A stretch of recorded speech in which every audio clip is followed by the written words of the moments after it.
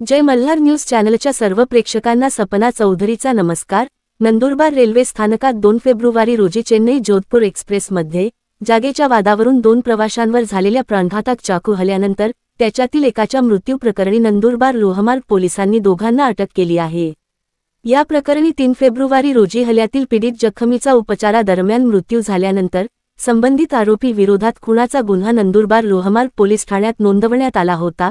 यानंतर पोलिसांनी आरोपींच्या शोधासाठी मोहिमेत प्रतिमानता आणत 3 फेब्रुवारी रोजी रात्री उशिरा या प्रकरणी नंदुरबार लोहमार्ग पोलीस विभागाच्या जिल्हा पोलीस अधीक्षक स्वाती भोर तसेच उपविभागीय पोलीस अधिकारी सूर्यकांत बांगर यांच्या मार्गदर्शनाखाली नंदुरबार लोहमार्ग पोलीस ठाण्याचे पोलीस निरीक्षक राहुल शेजवळ व त्यांच्या पथकाने दोघा मुख्य आरोपींना जेरबंद केलं असून 6 आरोपींचा नंदुरबार लोहमार्ग पोलीस तपास करीत आहेत। पकडण्यात आलेल्या आरोपींमध्ये एक दिव्यांग तर दुसरा अल्पवयीन आरोपी असल्याची बाब समोर आली आहे।